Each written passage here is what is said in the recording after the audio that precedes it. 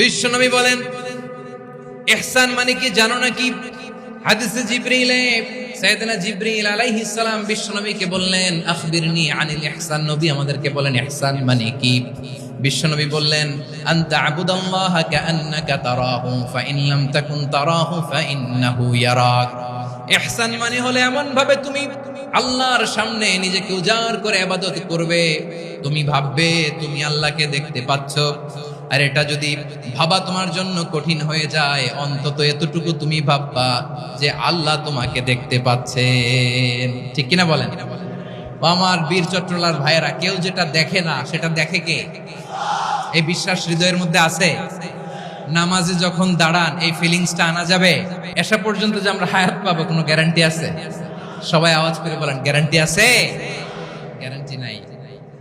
এজন্য বিষ্ণু ইসলাম বলেছে এমন ভাবে নামাজে দাঁড়াও, ইবাদত করো, মনে করো হতে পারে এটাই আমার জীবনের শেষ নামাজ। পারফর্ম দ্য সালাহ as if this is your last and final prayer. এমন ভাবে সালাতে দাঁড়াও, ভাবো হতে পারে এটাই তোমার জীবনের শেষ নামাজ। এমন ভাবে নামাজে দাঁড়াও, ভাবো এটাই শেষ নামাজ। তাহলে নামাজে একাগ্রতা বাড়ায় দিবে কে? ফলে ইবাদতের ইহসান আমাদের অর্জিত হবে। আর মুআমালাতে ইহসান হলো, বিশ্বনবী বলেন ইন্নাল্লাহা তাবারাকা ওয়া তাআলা কাতাবাল ইহসানা আলা কুল্লি শাই ফাইদা কাতালতুম ফাআহসিনুল কিতলা ওয়া ইযা যাবাহতুম ফাআহসিনুয যাবহা ওয়ালিয়ুহিদ্দা আহাদুকুম শাফরাতাহু ওয়ালিয়ুরিহ যাবিহাতাহু। ইহসান দুই ধরনের, আওয়াজ করে বলতে হবে কয় ধরনের? একটা হচ্ছে ইহসান ফিল ইবাদা, ইবাদতে ইহসান।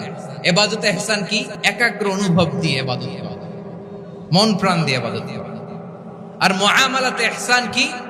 সব কাজে, দৈনন্দিন কাজে, কর্মে, সামাজিক অ্যাক্টিভিটিতে কোমলতা প্রদর্শন করা, অনুগ্রহের সাথে সবকিছু করা। আল্লাহ তাআলা ইন্নাল্লাহা তাবারাকা ওয়া তাআলা কাতাবাল ইহসানা আলা কুল্লি শাই, তিনি সব কিছুর ব্যাপারে ইহসানকে আবশ্যক করেছেন। সবকিছু, মুমিনের সব কাজে ইহসানের পরশ থাকবে। ওয়া ইযা কাতালতুম ফাহসিনুল কিতলা, বিষ্ণুই বলেন তুমি যখন কাউকে হত্যা করো ইহসানের সাথে করো। সুবহানাল্লাহ পড়বেন না? যখন হত্যা করো তখনও ইহসানের সাথে। আচ্ছা হত্যা করবো আবার ইহসান আসবে করতে, করে তো মেরেই ফেলবো আমি। আল্লাহ, ও ভাই একজন খুন করেছে, খুনি, রাষ্ট্রীয় আইনে তার শাস্তি হয়েছে ডেথ পেনাল্টি, মৃত্যুদণ্ড।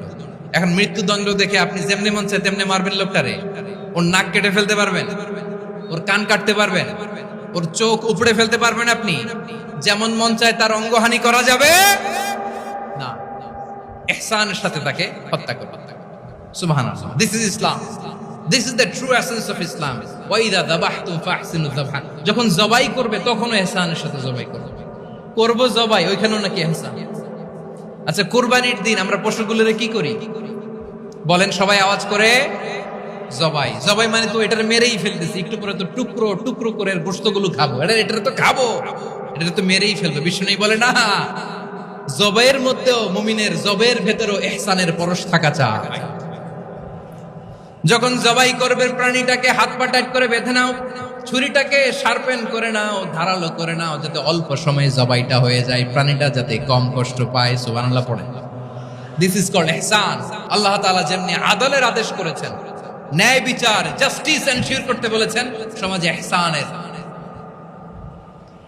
ব্যবহার, ইহসানের অনুশীলন তিনি করতে বলেছেন। এজন্য মুমিনের প্রতিটি কাজে, আমার চট্টগ্রামের ভাইরা আমার দিকে তাকান, খেয়াল করে শুনুন, মুমিন জীবনের প্রতিটি কাজে ইহসানের পরশ থাকা চাই। আমরা যেন আমাদের পরিবারের প্রতি ইহসান করি, আমরা যেন আমাদের কর্মচারীদের প্রতি ইহসান করি, আমরা যেন আমাদের কলিগদের প্রতি ইহসান করি, আমরা যেন আমাদের ভাইদের প্রতি ইহসান করি। মুমিন জীবনের প্রতি কাজে ইহসানের পরশ থাকার দরকার আছে না নাই? কথা বুঝতে পেরেছেন?